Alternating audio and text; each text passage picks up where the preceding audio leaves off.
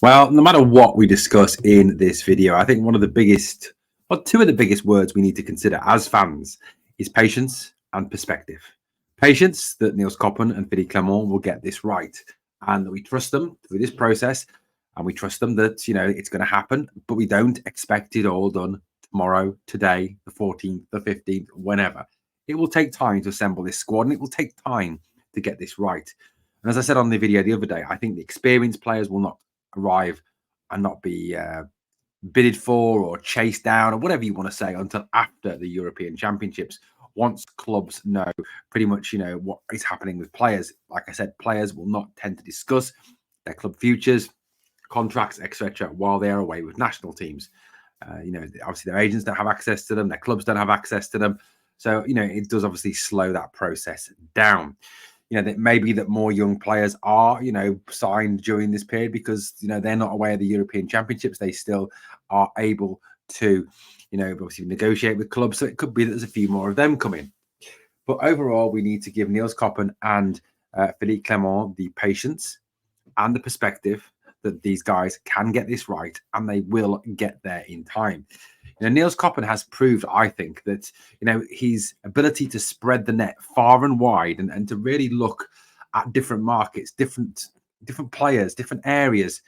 Not just the usual Rangers markets that we've been so used to during the mismanagement of past windows by whoever it is, Mark Allen, Ross Wilson, Stuart Robertson, whoever we blame for the mismanagement of this squad, this mismanagement of this club over the last couple of seasons. There really has been that situation. But look, this is a time to realize that the window has not opened yet. The window is not obviously open till today, the 14th, and we give them time to build, time to progress, and time to get this right. Now, obviously, links continue to come thick and fast, and we're going to discuss the Conor Barron link and potential hitches to that deal. There may be some stumbling blocks over one, the compensation fee, and Aberdeen looking to screw Rangers over as per usual. Never trust a sheep. And obviously a link that has come back from the past. Yeah, another one from the past that has come back and has resurfaced. Well, let's start off with that resurfaced link. We will get to the Conor Barron issues very shortly, so please obviously hang around for that. That is still coming up here on this video. Now, the player we speak of here on the channel is this young man here, Nathaniel Adjei. You may remember his name from January. A central defender who is still owned by FC Hammarby in Sweden, is a very promising up-and-coming talented player. Rangers apparently did look at him in January, did look at him in the summer as well, and was certainly a name that was linked with the club and someone that, according to reports at that point, Rangers were talking to the club, talking to the player, and trying to persuade him of his future in Scotland. However, obviously, he opted to stay with Hammarby. He did move to FC Lorient in January, and we'll talk a little bit about that shortly. But in terms of the man himself, again, this is another young player, another very young, talented player that certainly, fits this model that we are very aggressively seemingly building at this moment in time. He's 21 years old, again, fitting this player trading model. And it's so much, within that kind of market we seem to be going for between 19 and 24. He's from Teshi in Ghana. He's 1.91 meters tall. So he is a big physical specimen. And it does seem that, we are going to try not only to get more pace in this team, and Adijei is quick, but also more height. Something we've really lacked, I think, in terms of defending set pieces and attacking set pieces over the last couple of seasons. So I think Adijei would certainly fit that mold at 1.91 meters tall, which is, for those of you out there who like the old school measurements, feet and inches, guys, I will get that conversion for you. So 1.91 meters is approximately about 6'2", 6'3". So he is a big old specimen, a big guy. He is right-footed, so we've seen Quinton Ciala obviously signed, left-sided centre back. This is Adijei, right-sided centre back. He's currently with FC Lorient on loan, where he moved in January. However, FC Lorient were relegated to Ligue 2, so it's very likely that he will return to his club Hammurabi at the end of that loan spell once his contract at Lorient expires on the 30th of June. He is, however, under contract to Hammurabi until the 14th of July 2026, so still has just over 2 years remaining on his contract. Now, in terms of appearances this young man has made, he's played for Hammurabi. Obviously, that has been, that's been his big startup in life. 32 appearances, 1 goal. He played for Hammurabi's youth setup, 22 appearances, and he also made 15 appearances for Lorient in Ligue 1 this season. So he's already started to build a difference of experience and a wealth of experience, not just playing in Sweden, but then moving on, moving up a league. Ligue 1 is obviously a raising standard from the Swedish league. Probably, a raising standard from the Scottish League as well, in terms of the teams like Marseille and Paris Saint-Germain, for example, RC Lens, etc., who are in that league. So he has had a number of appearances. He's played in a number of different competitions. The Allsvenskan, which is the Swedish top division, the Ettan Norra, the Ligue 1. He's also played in the Svenskan Cupen, which is the Swedish Cup, and also made appearances in the UEFA Conference League as well, qualifiers. So has got some European experience. As a player, Adijei is strong, he's physical, he's good in the air, good on the ground. It is certainly an up-and-coming talented player. Now, it's not just Rangers and Niels Koppen that have spotted the talent of this young man, according to reports in a number of media sources today and yesterday. Other clubs from around France, Holland, are looking at this young man and seeing him as a potential future talent. So this is not just a guy that is wanted by this club. He's a guy that is quite clearly highly rated by a number of clubs, including Feyenoord from Holland. Now, it's thought that, Adijei will move, but it will be very much, he will move for first team football. Maybe somewhere like Feyenoord, he can't be guaranteed it straight away, whereas at Rangers, he's more likely to get that first team football, where Clermont appears to be willing to give youth a chance. Like I said, Adijei is someone who could well fit that mold the defender we're kind of looking for. Strong, quick, tall, physical, again, very much fitting the mold of the player that Philippe Clermont seems to be chasing this summer. So it is very interesting that this link to Adijei has resurfaced and does seem to be, not being denied by the club or being denied by any of the official in the know sources like Heart and Hand, for example, or the Rangers Review. So, one definitely to keep an eye on, one to keep a track on. Could Adijei be on his way to Ibrox? And look, it's another one where we need to be patient. It's another one that, like the Damian Garcia deal, you could get your hopes up. You could hope that he's going to come. You could think, wow, this is a top player. This is a good young player. It's the sort of player we need at the club. And then it all falls down. It all collapses. Yes, that happens in the window. We need to show that patience that, that there's every opportunity to, for Clermont and Koppen to get this right and move this forward. Now, there's been a lot of talk, hasn't there, about Scottish players. A lot of fans want more Scottish players in the Rangers team. That video I did a few weeks ago, where I spoke about, if you go back to the Rangers teams in the late 80s, the early 90s, etc., you had a big, strong Scottish core within that team, the Richard Goffs, the Ali McCoists, for example, in the John Browns, the Ian Fergusons, Derek Fergusons, so on and so forth, a number of other players, again, if I listed them all, I'd be here all night, but a core of Scottish talent. Now, people have talked about wanting to have that core of Scottish talent back in this Rangers squad. And, a lot of the players, obviously, we've been linked with so far from the South American market. Now it seems, obviously, we're looking at the Scandinavian markets. But, people that want us to go and look in the domestic market. Now, one of the concerns, two of the concerns, actually, we've always had about the domestic market there's been a degree, allegedly, of snobbery by Rangers towards the domestic market in recent times.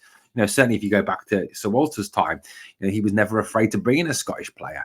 But it does seem now, at this moment in time, there does seem a bit of a snobbery, a bit of a, oh, he's a Scottish player, he can't be that good. Is he good enough for Rangers? This kind of dismissive attitude. Now, look, Garcia deal obviously collapsed. Everyone was particularly gutted about that. I think Garcia would have been one hell of a player. And I think, 2-3 years down the line would have been a substantial transfer fee sale to an English club or a Spanish club. But Conor Barron obviously then resurfaced as a link. Now, I think some of that to some degree was the press doing a 2 and 2 2 = 5 job. bit of a lazy journalism, because they know that Barron's contract is expiring.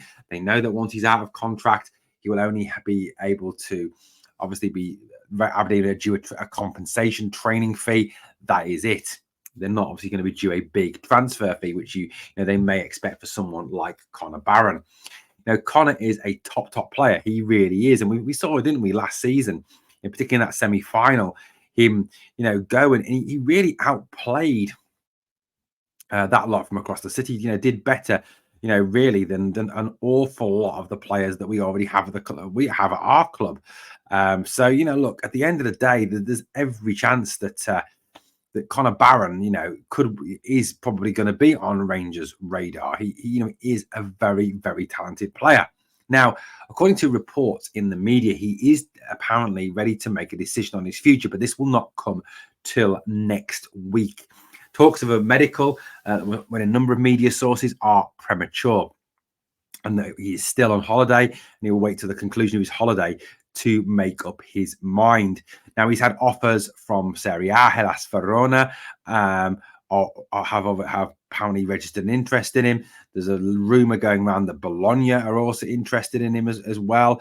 English sides like Swansea City, Cardiff City, and Wayne Rooney's Plymouth. Poor Plymouth. Stoke City apparently have also all put proposals on the table to Barron as well. Now, according to the rules of this whole compensation fee, because the fact that Aberdeen trained him, brought him up for their youth ranks, they would be due just over £500,000 in training compensation if he moved outside of Scotland. Now, this differs if he moves within Scotland, apparently. That is what I have read, that if two clubs in Scotland cannot agree on a compensation fee, and likelihood is Aberdeen want well over £500,000. You could even see them asking for a silly amount of money of compensation fee because it's Rangers. Whereas I think if Celtic asked, they would ask for substantially less, because we all know that Aberdeen do roll over and die for Celtic. But look, Rangers have allegedly, according to reports, put in a strong offer for the player. But there is that worry that if that compensation offer that Rangers have put in is not what Aberdeen are looking for, and you know what, it's highly likely they're going to turn it down because it's Rangers, that they will then risk going to a tribunal to try and force up the fee, and hope that the tribunal obviously rule in their favour and force Rangers to pay more money for the player. I would not put that past Aberdeen. I really genuinely wouldn't. It depends, obviously, how badly the club want Conor Barron. Obviously, a lot is down to him as well. He may decide that, that he wants to go and play abroad. He wants to go and play in England. But look, he is apparently weighing up his options based on a number of factors. Apparently, number one is, where is he going to get first team football? Number two is, what is the caliber of football he's going to be able to play? What can those clubs offer him in terms of stature, in terms of competitions, in terms of, the actual club itself. Now, look, if you look south of the border and you look at the English clubs that are, well, I would use that term loosely, because obviously Swansea and Cardiff are Welsh clubs. Plymouth are a small little provincial team. Stoke City are a bit of a joke down here. So look, you look at those four clubs, and realistically, yes, they play in the English Championship, but realistically, are they going to get promoted to the Premier League? No. Are they going to be clubs that challenge for promotion next season in the Championship? No. They're more likely, I think, Plymouth have got Wayne Rooney. They're more likely to get relegated. Stoke City very mid-table. Swansea mid-table. Cardiff mid-table. So is Barron kind of happy with just getting a bit of money and a bit more money and being mediocre? Or does he want to really test himself and push himself? Then that could lead to a move abroad to Italy, or even to Rangers, where, he's going to get European football, playing for the 50,000 week in, week out, a chance to win trophies. A chance, obviously, to put himself in the shop window in a few years' time for an even bigger move onto one of the top English clubs, or one of the top Italian clubs, or one of the top Spanish clubs. He's also, apparently, his stated aim is that he wants to obviously get his place in the Scotland squad.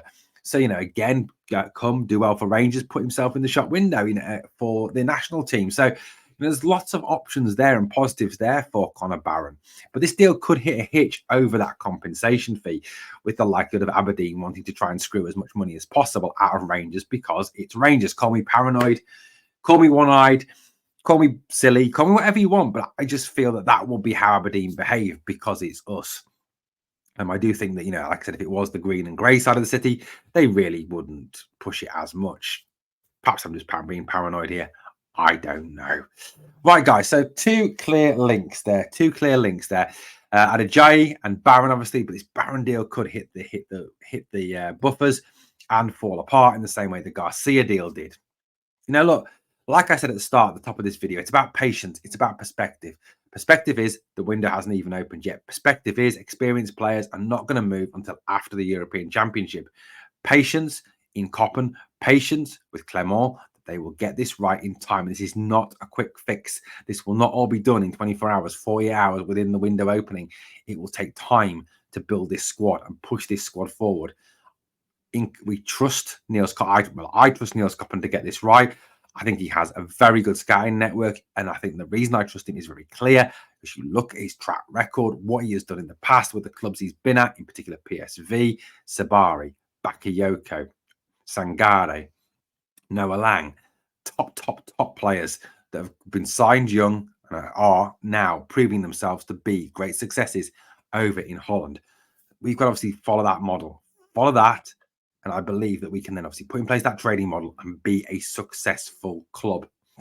Now, the other link that has been swimming around, obviously, is Tommy Conway, the Bristol City striker. That is one of the rumours that has been swimming at this moment in time, as allegedly Rangers look for a new centre forward. And I do think we do need a centre forward. We need two centre forwards, I think. One that is going to guarantee 35, 25, 30, 35 goals a season, something that Cyril Dessers cannot do. Yes, we do have Danilo, but Conway is another name. Last season, 39 appearances in the Championship, 10 goals, 1 assist. You've got to kind of balance that with, you may think, well, 10 goals is not that great. 12 goals overall in 43 games. You may think, well, it's not brilliant, but EFL Championship, very high level of competition. Bristol City, mid-table team, struggled at times last season, to change their manager, had a difficult time of things. So I do think you've got to kind of balance that up at times when you talk about players. Tommy Conway, what do we know about Tommy Conway? Tommy Daniel John Conway, again, 21 years old, again, a young player, according to the Scotland Euro squad. It seems to be a very highly rated young talent at Bristol City, and someone that Bristol City, don't want to lose. But it may be that they don't get a choice in this. That and it does seem that Conway appears to be wanting to move on from Bristol City to get a new challenge once the Euros are over. Like I say, he's 21 years old. He is over 6 foot. So again, a big player, a big, quick player.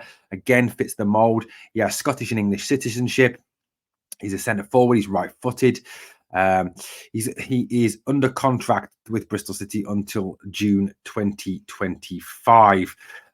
Look, this is a player who, Rangers could well go after, could well try and sign, could be a centre forward that is on the radar of Niels Koppen, especially, again, as he's Scottish. Again, it's about bringing that Scottish core talent. We do know that Clermont realises that in terms of his quotas, in terms of his European squads. So Tommy Conway could well be someone that we are considering. Right, guys, let me know what you think of the links of the reports. We're back, obviously, later with some more in-depth look at some of these players, more in-depth look at some of these stories. Thank you for watching Glasgow Rangers Nation, guys. Please, obviously, smash that sub on the way out. Help the channel to keep on growing. Thanks for watching. And 2 things I always ask of you. Number 1, smash that like, smash it. And obviously, remember always, we are the people.